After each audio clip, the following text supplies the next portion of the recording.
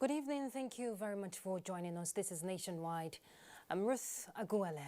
And in the course of the bulletin, we'll definitely be joining our correspondent across the country for security update. We already know in the country, and let's just hit right away with that happening in Zamfara State, where we are told that suspected armed bandits have kidnapped 317 students at Government Girls Secondary School, Jangabe, in Talata, Mafara local government area of Zamfara State. State Commissioner of Information Suleiman Tunau Anka, who confirmed the incident, said the gunmen stormed the school around 1 a.m. today and abducted the students.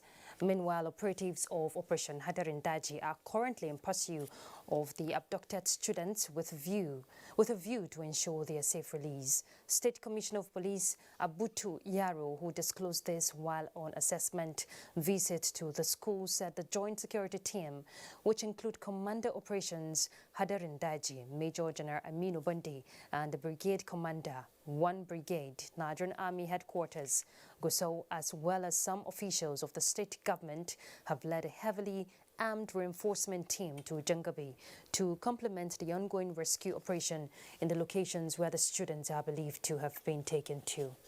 For now, they are in pursuit of the bandits, and the direction they have taken is known. So, with time, new developments may arise coming from these efforts, and then we'll keep you posted. Okay. How many students were actually kidnapped? From the principal, 317 students, girls. Correspondent Haliru Mohammed Umar reports that the school has been closed following the ugly incident. Some residents of the community said the abductors forced their way into the school premises through the main gate, which has one security guard who ran away on sighting them. They added that the abductors earlier had an encounter with some security personnel where they exchanged fire. A student who escaped the incident after hiding in a toilet told NTA News that the abductors stormed the school around 1 a.m. and broke into their hostel while they forced them out. And right away, let's head to Jangabe to join one of our correspondents, Shehu Mohammed Detti. He wants to give us a live situation report there. Shehu, if you can hear me loud and clear, what is the present situation there?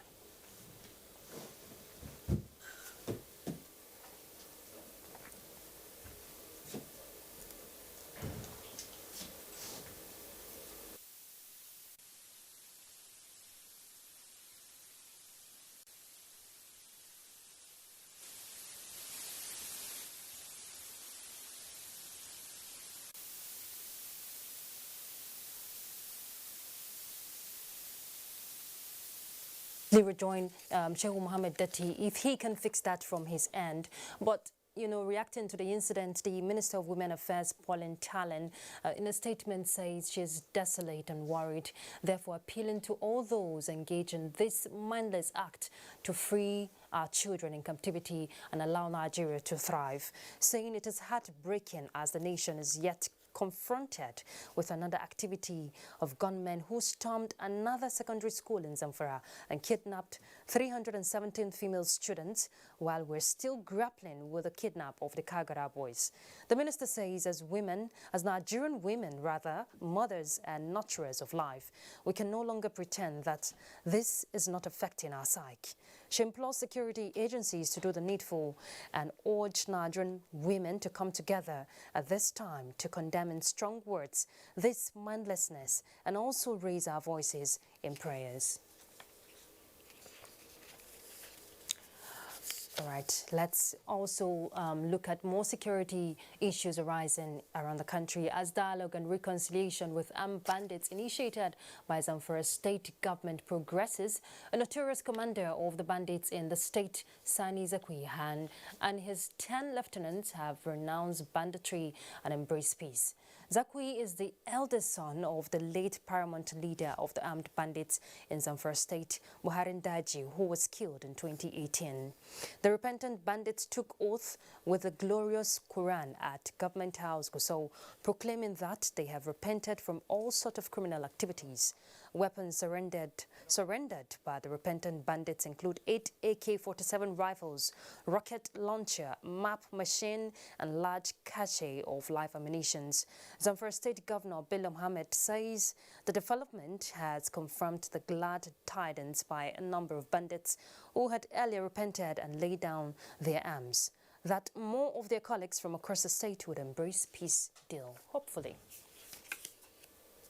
All right, we have to rejoin our correspondent, Shehu Mohammed Dati Jangabe. Mohammed, I'm sure you can hear me loud and clear now, so I want you to give us a situation report. What is happening at your end? All right, thank you, Ruth. As I've said earlier, the situation is not that different from the earlier 3 o'clock reportage that we gave. The school is still deserted. Only some few parents are around trying to see how possible it could be for their children to be returned to them. But the school is empty. The remaining have been taken away out of the school. But I have with me a parent of one of the students and equally leader of the vigilante group in Jengebe town here in Tlatumopro local government, who will speak to us. It was reported that the area went after the bandit into the bush, but couldn't rescue the students because they are many. The bandits are many, and they are too few, too little to Malam Bismillah. Ina sunanka? Ya lamarin ya faru, an ce kun bi wa'annan mutane har cikin daji, ya kuka ga? Gaskiya ne mun bi su domin karfe 1:30 na dare dama shi mai girma gwamnati ya ce kowa ya tsare gari ne. To moto muna dan yawata sai kawai muka ji harbi cikin gari.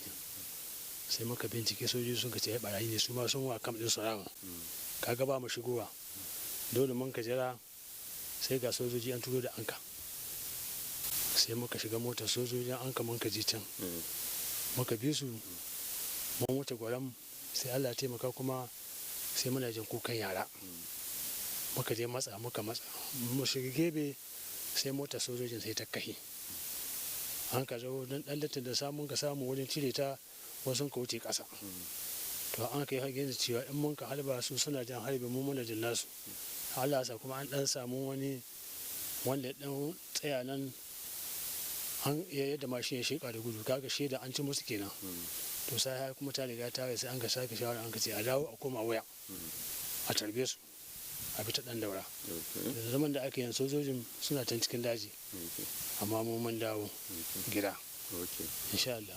Yeah, the literal translation of what the leader of the vigilante group is saying is that they actually went after them, get close to them, they exchanged fire, and eventually when the vehicle of the army met them, they took them, but eventually it stuck into the bush that they can no longer go after them. They actually got one of them, but he took to his heels because he abandoned his vehicle and took to his heels. But they can hear the gunshot, and they equally have to come back because they can no longer go after them because, as they said, they are too many. They say right now the soldiers are there in the bush going after the bandit, but they have to come back to see what possible thing they can do to join the army so that maybe the students can be rescued. I have the parent with me here who will also tell us what the situation is. Mala ya sunanka? Sunana Muktar Sani mai Kwanoga. Kana da da a cikin ko ya a cikin su? Ina da ɗiya ƙwara guda uku, akwai Jamila Muktar, Nana Muktar, wannan Ladi Muktar. To na waye gari ne a cikin wannan juyayi da bakin ciki akan wannan lamarin da ya faru. Dan lokacin da abin ya faru sai muka yi tsammanin ma barayin da suka shigo shanu ne suke nema da a cikin gari. Wani yana jan halbi sai ya ce min kaji halbi ne, ce lalle tabbas ina kyauta zaton barayi ne kuma shanun da a cikin garin nan ne suke kora. To at least dai muna nan muna ta sauraron abin da ke faruwa har zuwa karfe 3 har zuwa karfe 4. To lokacin sallah sai muka zo muka yi sallah. Ina da wani makwauci na a kusan makaranta sai ya kiraye ni. Ya ce wane yaranka na shigo makaranta duk na duba ban gane su ba, wani ɗaki ne suke. Nace wani yara kuma? Sai ce ai yaran makarantar ne duka aka kwashi. Nace inna lillahi wa inna ilaihi raji'un. To nika taho makarantar nika zo ɗakuna bayan ɗaki nika shiga ko ina sai dai mu cancanci yan kayayyakin su kawai a tare dan abincin da wasu suka shirya irin masu azumin nan na Attanin da Alhamis. To mun tarar da abincin shi ma yana nan aji ba su ci ba sai yan kayayyakin su sai muka fashe da kuka wurin. To wannan Okay, the little translation of what he is saying is that they got to know of the situation around 2 a.m. in the morning, but to them they thought the bandits are coming after their cattle. But eventually at around 4 to 5, they were able to understand that it was the students of this school that they have taken away. They are actually, he said, in a sad mood because they don't know what will happen to their children. This is actually the situation at the moment. Oh, thank you very much for that insight there. Thank you very much for speaking with a vigilante and a parent. They will definitely keep in touch with you as events progresses. Thank you. All right, thank you. All right, and still more on kidnap issues. A suspected gang of kidnappers who abducted a member of Taraba State House of Assembly and collected a ransom of 30 million naira are among 48 new suspects paraded by the Nigerian police force in Abuja. Francis Pham will tell us. The suspects who kidnapped the member in December 2020 were also attacked by a gang of armed robbers along Yola Road while on another mission. kidnappers guda biyu a Adamawa, ɗaya an samu ɗaya ba a samu ba an jawo empty. They were telling you the story of an armed robbery gang that was robbed by an armed robbery gang. This group of suspects, 13 of them, were arrested for their role in internet scam and advance fee fraud related cases in Abuja, while this 5-man armed robbery gang attacked 2 police officers riding their motorcycles, cutting away their rifles, which they admitted was used to rob a pharmacy in the Kubwa axis of Abuja. As soon as I shoot the gun, where they cock on, my hand can mistakenly touch the brake. I can't shoot my leg. This other gang of 5, which includes a female suspect, operated a transport shuttle service popularly known as One Chance along Kubwa Expressway and adjoining roads in that axis to rob innocent passengers. Meanwhile, a 2-man gang involving a 61-year-old fiscally challenged person was arrested by the force for complicity in the distribution and sales of illicit drugs to bandits. The suspects before you are suspects who have been properly investigated, profiled, and prima facie cases clearly established against them. Francis Pham, NTA News.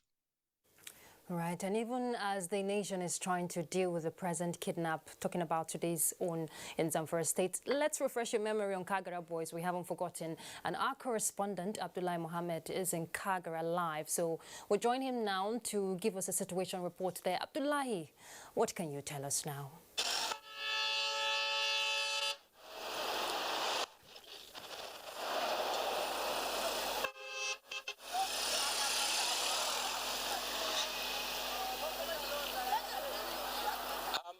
Ruth, I'm hearing you clearly. If you can hear me in the studio, what has been going on here, I would like to start by telling you that this is 9 grueling days for the students, a family and teachers of Government Science Secondary School, Kagara. They were abducted, and it's, I mean, their pains is unimaginable. But for us here, what is giving us hope for the family, what is also giving them hope is the fact that government at all levels have not folded their arms and then keep watching. We are seeing massive movement here, mobilization of we've seen a massive mobilization here of security agent and a lot of other movement. I mean, massive resources are being put together to ensure that these boys are released. I really don't want to let the cat out of the bag, but for us here, we're seeing it with our eyes. We've seen movement. We've had a lot of negotiations going on, very fruitful, and that is also giving hope to the families. Indeed, you know, from what you're saying, Abdullahi, I'm sure there is hope arising there from family members who are going through so much grief at the moment, you know, just hoping to see their boys come back home. Now, I know you've had encounter with some of the family members and you're also keeping tab with what is happening until hopefully we see our boys come back. From the families you've interacted with, any other, you know, tension arising? You've talked about hope, no doubt, but what are they feeling at the moment? Well, Ruth, I will tell you that the last time I visited two families here, well, a sober reflection I saw clearly. But when I went back again, they have spoken to me, we interfaced, and they were able to explain to me that they are happy about what is going on, the efforts being put together by government at the top and also at the state here. You remember also the last time here we met the Commissioner for Education. She came in here and met one of the family of the deceased, the boy that was shot during the time they were trying to take away the boys from the school. You know, the state government came, talked to them, condoled the family, and also handed over some kind of inducement, at least. That is very, very important for the family. After, you know, that we've spoken to them, they also said they are really, really appreciative of what the government is doing so far. All right, thank you very much, Abdullahi. And you also stay safe for us, okay? Thank you very much. Thank you very much, Ruth. All right, and let's expand the discourse. We know we woke up this morning with another abduction. We have a guest joined us to talk more about that, Professor Adams Okene Ahmed. He's a director, Center for Military Linkages, NTA. Thank you very much for joining us, Prof. Thank you. My pleasure. So how would you say you received the sad news? We woke up with the abduction just when we're dealing with Kagara boys, another 317 girls this time around. It's a very terrible news, absolutely, and I think people are really worried. The citizens, concerned citizens, are really worried. This of Jangebe is one kidnapping too many. It's a sad story. It's part of the thing that we have come to see in the recent time. But then it's not a thing that you can just jump into and you want to solve it straight, because it is coming from a very distant period. It's just crystallizing. So the issue of dysfunctional insecurity has been on for quite decades. Maybe so many reasons: poverty, official negligence, you know, and you know, greed. There are so many factors that have, but it has been on. And for the first time, we will see a government that is very concerned in solving the issue. So I think it's not a good news at all. And given the fact that we have just spoken about Kagara boys, now we are talking of girls. Yes. Those of girls is even more vulnerable because of their physiological and emotional makeup. So it's going to be more of a trauma, either for the government, for the people that concern, for the parents, because they are ladies. Yeah, they are people also, but then their physiological and psychological makeup are almost different. So we should expect more anguish and more bad situation for the people. You know, whether boys or girls, it's just heartbreaking for any parent to have their child Absolutely, out there. absolutely. What would you say we're getting it, I don't know, are we not getting it right when it comes to securing our schools? Because there are concerns, Prof. Yeah. You know, a lot of people have raised these concerns of not returning their children to schools in those regions. Absolutely, there is a very serious issue. And there's a concern too. But then we have to look at the fact that we have to solve the problem. We have to solve the problem. And because we have the situation on the ground. And looking at the problem, you have to, in trying to solve the problem, you have to look at two sides. What are the immediate measure and what are the long-term measure? And these are things will have to happen rather than, you know, romancing the past. What is the immediate and what is the long-term? Immediate, for me, straightforward, dialogue. Okay. Negotiation, and if possible, paying ransom. These are critical components. We need to do this because we're not in charge. Yeah, what I mean, because the children are already there. There's no way in which you want to take any action now without serious casualty. You are talking about people who do not care about even their existence. But if you are advocating for paying of ransom, wouldn't it become a form of business for these bandits? No, it is not. Wouldn't it encourage No. My own thinking about the use of ransom is that it's an immediate palliative. But we have always gotten it wrong. After the ransom, what do? Do you allow them to use the fund, for example, to go and buy more weapons, or you engage them, or you even conduct an operation against them? Because when you talk of negotiation and ransom and so on, you want an immediate palliative, because you do not know the situation with those children are. Well, you're the security expert here. Yes. So what impact would you say this kind of situation is having on our security outfits? Yeah, it's a serious impact. It's shown as if we're not serious people. It's shown as if the security has failed, but it's not so, because I know that the security has been up and down. They are overwhelmed.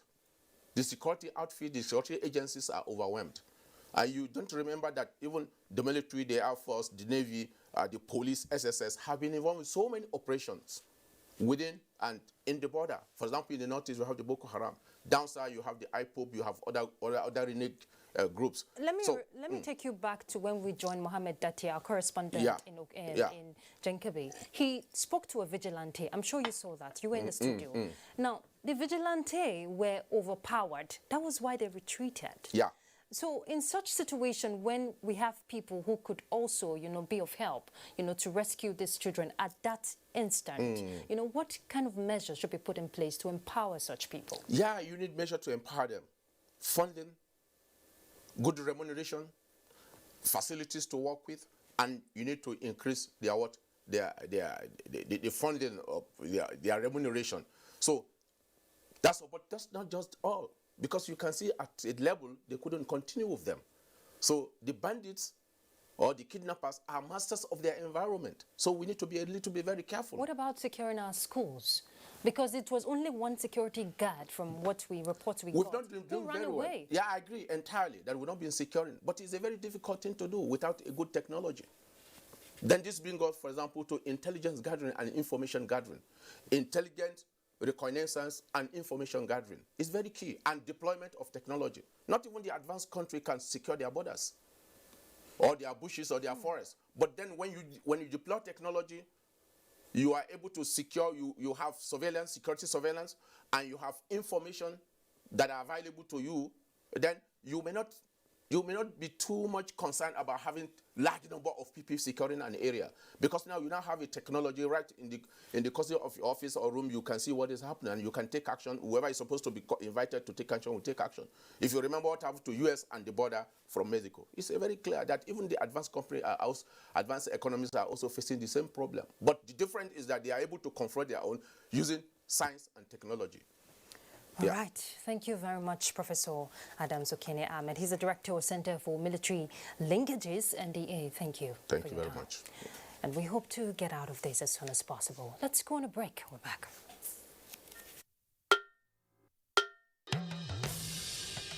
Hello, I bring you wonderful news. The village headmaster is coming back to your screen. Mo wire abi mi o wire.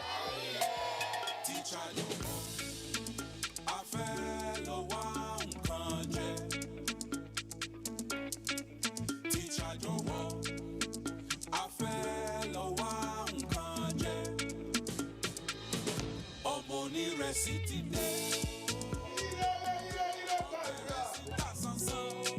Ajebo na better school for last gidi. Not be all this on a rugged yes school for Ijabi. I don't know for you. Second, it's called Oja Village. Kadesi.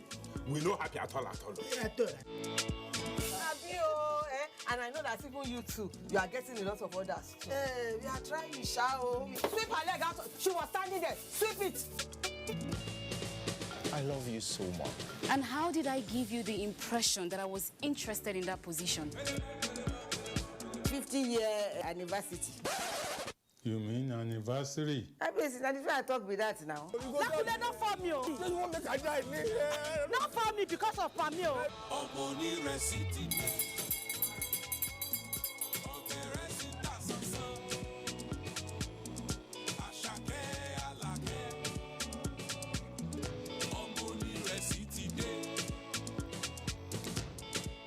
Teacher, don't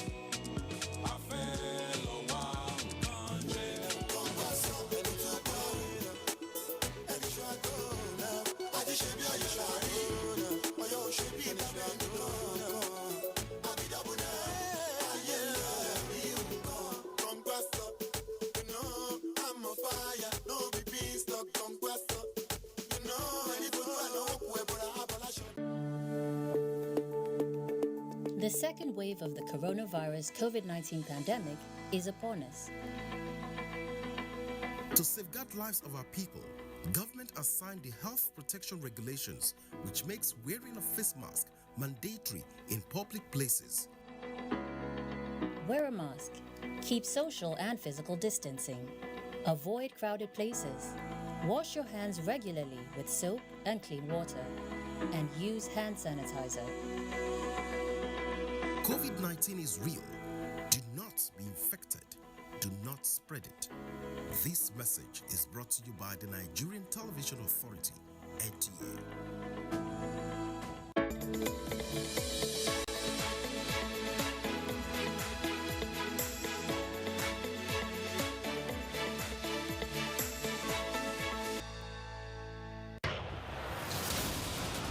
West Brom continue their fight to survive relegation when they welcome Brighton to the Hawthorns. This Saturday, it's West Bromwich Albion versus Brighton and Hove on the Premier League Live, showing on the network service of the NTA from 3:30 p.m. The Premier League Live is brought to you by Axis Bank, Babai Jebu, Lipton, and Close Up, in association with Goal.com.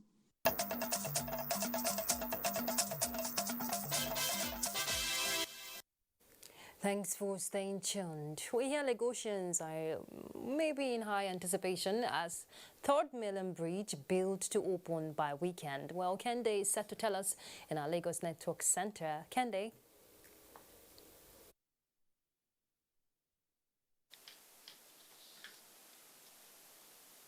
Hello, Ruth, and welcome to Lagos. After almost 8 months of partial closure of maintenance, Third Mainland Bridge is to reopen to traffic this weekend, Dotun Ogunyemi reports. In final preparations for the full reopening of the Third Mainland Bridge, concrete barriers had been removed at previously designated diversion points of Adeniji and Adekunle, while asphalt has been laid along portions of the road that need final touches. Once the barriers are removed, the lane marking will be completed. The potholes will also be, the patching will also be completed. So we open it for the public to use. The ministry also restated its commitments to carry out periodic maintenance on bridges across the nation. This bridge was worked on about 2 years ago, but now we have done a comprehensive maintenance on it. With this comprehensive maintenance, what we are left with is only the periodic one. For many who do not know, work on some sections of the bridge still continues, but would be without any disruption to traffic after it is opened. 50% of the achievement. We just released the deck yesterday on the portion where we have 3 columns. So we are going to do the same thing on the other side, which is on the inbound to Lagos. We're going to suspend the bridge on jacks and replace the 6 damaged bearings, which will take roughly 1.5 to 2 months to complete. The good news is that motorists might not have to wait till Sunday the 28th for the full reopening, as efforts are on to have the bridge opened before midnight of Saturday the 27th. In Lagos, Dotun Ogunyemi, NTA News. There are various challenges associated with residing in a cosmopolitan city like Lagos, but what other problem can be so challenging than residing in an environment where the next building is a tank farm? The major ordeal before the residents is not just about cohabiting with inflammables, but how to survive in case of an explosion. Michael Olale was at a satellite town in Lagos and tells us how the residents are managing the situation. On the 25th of December 2020, excitement of celebrating Christmas took a dramatic turn for residents of this building. An unexpected fire outbreak was ignited by a petroleum tanker, which was leaking its contents in motion, causing panic among the people at about 3 o'clock in the morning. In fact, what comes to my mind, maybe small, just blow, I mean the whole compound will catch fire, or maybe it will even affect this depot. So our mind is just to run very far away. As the trauma continues to haunt the residents, there is this fear that there is no light at the end of the tunnel. This is because in Satellite Town, The proximity between residential buildings and the tank farms is so close, and the number grows every day. Over 50 tank farms, and there is not even a single modern fire station in the community. Within even the tank farm itself, there is none. And each time the trucks goes out, it goes out in hundreds, bumper to bumper. As I'm talking to you now, there's even gas plant. One is operating already. At present, most residents have abandoned their property, but for those who have the boldness of the lion, the repercussion comes with a price. Going down the memory lane, 72-year-old John Omorige said what started like a fish farm more than 15 years ago metamorphosed into dreaded tank farms. I live on drugs on a daily basis because of the tank farms. And you find that it's not everyone that have a strong makeup. I'm sure a lot of people don't even know what is wrong with them. Although a peace parley for cohabitation has long been instituted, but how long can the marriage between fire and petrol last? There is something we call blast radius. You see, the chemical content from this particular product, once it filtrates into the air, the vapor goes around. And if there is any little fire, it can ignite it. From the community's point of view, finding a truce is as simple as ABC, provided a ban is placed on the establishment of more tank farms, while operators must activate reasonable corporate social responsibility and safety measures within their host community.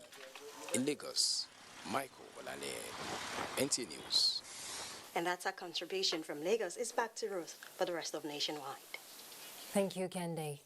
The deployment of the fifth generation network, popularly called 5G, holds great potential for the nation's economy and development. Now, this opinion resonated at an investigative hearing on the status of 5G in Nigeria, held by the Joint Senate Committee on Communications. Dayo Ogunshola reports. From the Global System for Mobile Communications Association indicates that as of August 2020, no fewer than 38 countries had deployed 5G network, while others are at various stages of either conducting trial or already deployed in parts. For these countries, experts say 5G is capable of transforming their economy through fast wireless network. In Nigeria, opinions have been trailing the introduction of 5G network. It is on this note that the Joint Senate Committee on Communications, Science and Technology, ICT and Cybercrimes, as well as primary healthcare and communicable diseases, held this investigative public hearing on the status of 5G network in Nigeria. We only approve of this technology if the security and safety of our citizens are guaranteed. We are not going to be motivated by making money out of it. If there is any implication of other radiation, as many people allege, without knowledge, then I should be the number one victim. As the global practice, in that process of doing the trial, we remain very objective. It is recommended that the operators should always conduct EI before going to the site, before deployment. Satellites can play a key role in 5G, particularly for developing countries like ours. It also fostered the rollout of 5G in unserved and underserved areas. Based on the various submissions, experts believe that Nigeria cannot claim to be part of the global society while rejecting advanced technology the world is embracing. From the National Assembly, Dayo Ogunshola, NTA News. The industrial action embarked upon by members of the Senior Staff Association of Nigerian Universities and the non-academic staff of universities has been called off with effect from today, 26th February 2021. The Secretary of NASU and spokesperson of the Joint Action Committee of the two unions, Peter Adeyemi, disclosed this after a closed-door meeting between the committee and the representatives of federal government. Let's hear more from Joseph Otsen. Under the umbrella of Joint Action Committee, the two unions have been negotiating with government to come to an understanding and call off the industrial action. This particular deliberation has yielded positive results. Those areas that needed to be harmonized have been harmonized to the satisfaction of both parties. And resulting from that development, we have agreed that this ongoing national strike in the universities and inter-university centers should be suspended. Minister of Labour and Employment, Dr. Chris Ngige, expressed government desire to restore normalcy in the universities for full academic activities to strive. With the normalcy restored in that university system, we intend to do the visitation panel, which is one of the agreements we reached with them, and which cannot be carried out without normalcy in the university system. Since the 5th of February 2021, the two unions embarked on strike, demanding better funding, payment of allowances, and improvement of welfare packages. In Abuja, Joseph Sound Oten, NTA News. All right, let's head to Jos to find out what's happening there, and Felicia will definitely guide us. Felicia.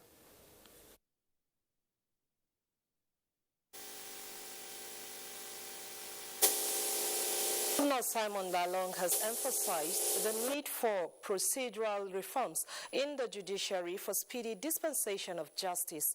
This is contained in a message to a retreat for judges of the High Court on the new civil procedure in the state. Ijoma Ozemena reports. Worried by the slow pace of civil proceedings in courts, the judiciary in Plateau State took steps to reduce the challenge with a compendium of new High Court of Plateau State Civil Procedure Rules 2020 to ensure that justice is served. The new rules have imposed an undertaking on parties to proceed expeditiously and authorize the court to either dismiss a matter or impose appropriate sanctions if in breach of the undertaking.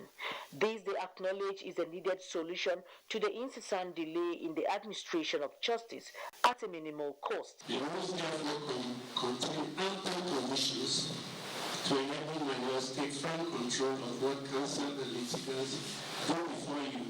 And with this new rule, it will help in contesting the prisons. Rules have widened the scope of social service to include electronic means. Introduction of attorney dispute resolution. The court can refer matters to Plateau State Multiple Court, which is already in existence. I think that if all hands are on deck, and if my colleagues do their work diligently. Speakers dwelt on the role and effective dispensation of justice play in creating enabling environment for the development of the country. The High Court of Plateau State Civil Procedure is a handbook for aiding justice and implementation. Ijoma Osemena, NTA News. Zone RS4 of the Federal Road Safety Corps, Kayode Olagunjo, says the zone apprehended 89 motorists for giving bribe to their officers on the highway in Plateau State alone. He gave this indication while speaking on their operations. Rainwright Silvanus Lord has more. The zonal commander, Kayode Olagunju, while stressing the seriousness of bribing road marshals, said both the bribe givers and takers are committing offences under sections 8, 9, and 10 of the Independent Corrupt Practices and Other Related Offences. He said in the last 6 months, 89 persons in Plateau State were apprehended for giving bribes to FRSC road marshals and fined accordingly. Sometimes don't even appear to them. Sometimes you find them in commercial vehicles that they post like passengers and watch whether any of them will demand or be given. There are stages of monitoring. Okay. We also have people who monitor the monitors. On the issue of driving rickety cars, the zonal commanding officer said enforcement will be carried out so that no road user is put to harm. When we see a vehicle that is not roadworthy, we impound such vehicle and issue tickets to the operator. Informations on bribes are to report to the head office or call the toll-free emergency number 122. In Jos, Rinret Silvanus Lot, NTA News. Time now for another break. Nationwide continues shortly in Port Harcourt with Dibabri. The broadcast media ecosystem is dynamic and requires continuous training for practitioners to perform optimally. NTA TV College Jos invites relevant officers to the following specially packaged training programs. Intermediate online news reporting skills. Date 1st March to 12th March 2021. 2 weeks. Studio lighting indoor and outdoor. Date 1st March to 5th March 2021. 1 week. Modern trends in broadcast media marketing. Date 15th March to 9th April 2021. 4 weeks. Understanding public service rules and mastering the art of standard minute writing, reports, memoranda, and briefs. Date 15th February to 12th March 2021. 4 weeks. The course fee for the 4-week courses is 100,000 naira per participant. The fee for the 2-week course is 80,000 naira, while the course fee for the 1-week course is 40,000 naira only. Accommodation inclusive. Venue for all the courses is the serene and secure environment of NTA TV College near Old Government House, Rayfield, Jos. For more inquiries, please call 0803-314-4383 or 0806-980-9807. NTA TV College, Jos. Training you to be the best you want to be. A new edition of TV Guide is out with special focus on the game changer, His Excellency Governor Abdullahi Sule of Nasarawa State. Broadcasting in a digital economy, Maxwell Lobo gives an insight. This edition also features Nancy Naji of AIT, a name synonymous with business. Meet the NCDC boss, Dr. Chikwe Ihekweazu. TV Guide, your indispensable companion, also x-rays the relevance of social media in the modern society. Meet some TV professionals who have impacted their spaces and other inspiring stories in sports, entertainment, and lots more. Grab a copy at the vendor near you or NTA stations nationwide. TV Guide, your indispensable companion.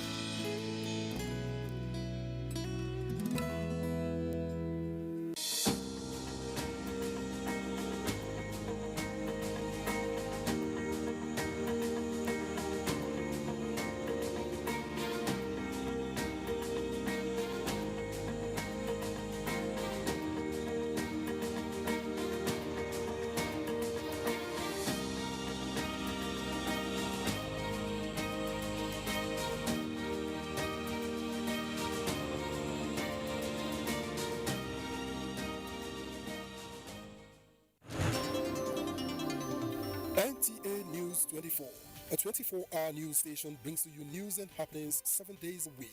News at 10 a.m., news update at 11 and 1 p.m.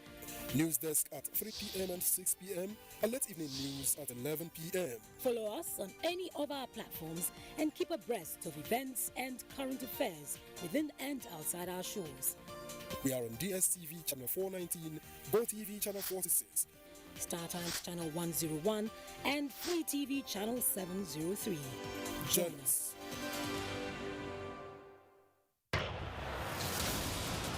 West Brom continue their fight to survive relegation when they welcome Brighton to the Hawthorns. This Saturday, it's West Bromwich Albion versus Brighton and Hove on the Premier League Live, showing on the network service of the NTA from 3:30 p.m. The Premier League Live is brought to you by Axis Bank, Papai Jebu, Lipton, and Close Up, in association with Gold.com.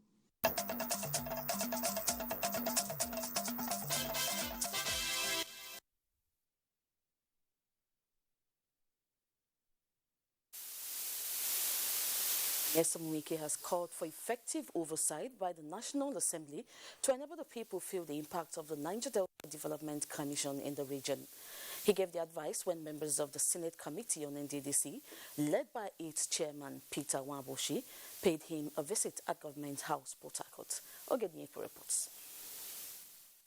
The Rivers State Governor Nyesom Wike has expressed concern that National Assembly committees in the past have not given adequate supervision to the Niger Delta Development Commission. This explains the reason for the departure from its core mandates. If, for example, you are chairman of NDC, chairman of NDC, Niger Delta Affairs, that supervises NDC, and you're from Niger Delta, the House Committee chairman on NDC is from Niger Delta, and you sit down with them. What are the legacy projects you want to carry out this year in the Niger Delta states. Chairman, Senate Committee on Niger Delta Development Commission, Senator Peter Nwaboshi, assured the governor that proper supervision will be provided to compel the agency perform within its core mandate. You have always been courageous, even at the risk of your political career and at your safety, to speak the truth to power, and also to advance the interests of the people of the Niger Delta. The committee members later inspected the just completed government house clinic with the governor. In Port Harcourt, Oge Dinyekwe, NTA News.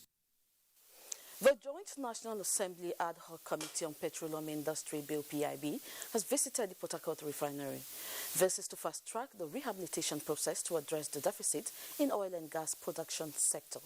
Ijomo Aguele reports. Deepening the usage of the country's abundant natural resources and driving the downstream sector is the main purpose of the visit of the Joint National Committee on Petroleum Industry Bill, PIB, to the Port Harcourt refinery. This is also to get first-hand information needed to adjust the petroleum industry bill and correct all anomalies that retard growth in the downstream sector over the years. In order to achieve that, we have to go around all our categories that are involved in the downstream operation in the petroleum industry to see what is going on, what needs to be done, what needs to be adjusted so that the bill can capture all segments of the oil industry. At the National Assembly, whatever support we believe that is required, because this cannot become another national monument. The Port Harcourt refinery, which is the premier and largest refinery in the country, has its challenges that require periodic maintenance. In the last 1 year, management of NNPC thought it wise to say, let's look around what we can do to truly rehabilitate these facilities so that we can have the sustained guaranteed production, and then we can get value for the input, which is the crude that we're putting through these facilities. The committee is on an oversight function of all refineries across the nation to enable it pass the bill in April this year. In Port Harcourt, Ijomo Aguele, NTA News. And that does it from Port Harcourt. It's back to Ruth for the rest of the news. Good evening. Thank you, Dibabari. Welcome back to Abuja. Let's bring you an update on COVID-19. Nigeria Center for Disease Control has confirmed 634 new cases of the virus in 21 states and the FCT. The breakdown, according to states, indicates that Lagos still leads with 259 new infections, followed by Osun with 45. Then Edo State with 38. Ogun has 35, FCT 33. Anambra 26, while Imo and Ondo have 24 new cases each. Other states with new cases include Akwa Ibom and Plateau with 20 new infections each. Abia and Kaduna have 19 each, Ebonyi 17, Borno and Rivers have 10 cases each, Kano 9, Delta 8, KB 7, Nasarawa 4, Oyo has 3, while Enugu and Ekiti have 2 cases each. Nigeria has 154,476 confirmed cases of COVID, out of which 131,699 were treated and discharged, while 1,891 patients have died of the virus. Religious leaders in the country have been urged to always preach messages of love for one another, peaceful coexistence and patriotism to their congregation as a way of dousing increased ethno-religious tension currently experienced in the country. Now, this was at a workshop to retrain religious leaders in interreligious and intercultural dialogue organized by the National Orientation Agency. Let's hear more from Kenneth Inanim. Nigeria, like some other countries of the world, is being confronted with insurgency, banditry and other forms of insecurity. As if these are not enough, ethno-religious tension is being heightened in parts of the country, with others calling for disintegration. To stem the situation and redirect citizens' attention to issues of unity, integration, religious tolerance and love for one another, The organizers of this gathering believe that religious leaders are a strong voice in achieving this. Religious leaders have a certain power which government does not have. Their adherents, whether they are Muslims or Christians, believe that religious leaders are representatives of God on earth. And they speak to their followers through the various holy books. Now, given that kind of platform, we think that in the face of the various crises that Nigeria is facing today, that religious leaders have a critical role to play. This is intended to make participants effective ambassadors in the campaign to bring lasting peace to our great country.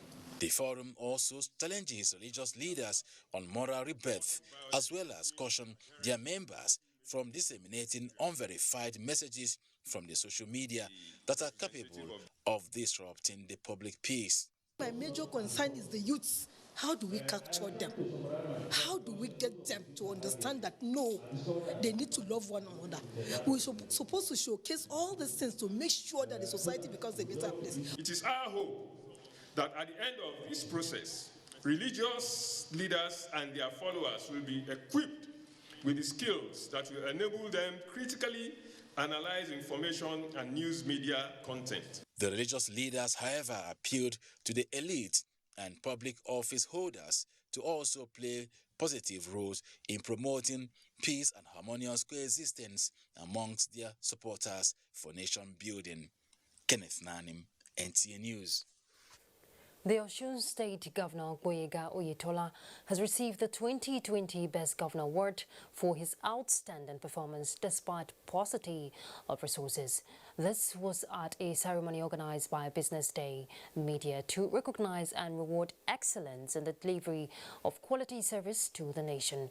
Abubakar Usman Akwanga reports that the governor, who was highly elated, says the honor will spur him for a greater performance to the state and the country.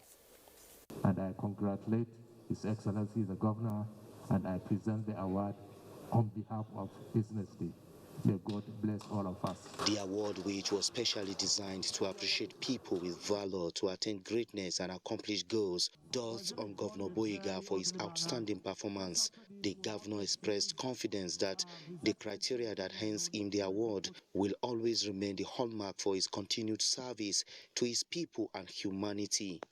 If our modest efforts are given our best to our people in the most challenging 2 years in the country, I've handed us this highly coveted award. It is an invitation for us to do more and surpass our accomplishments in the 2 years ahead.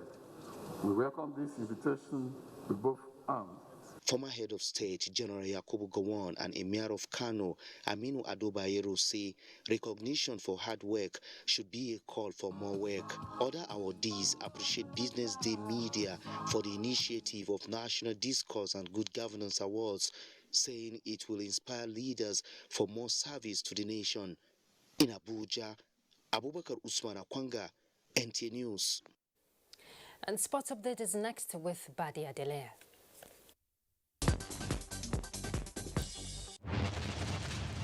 Time to take a look at some trending sports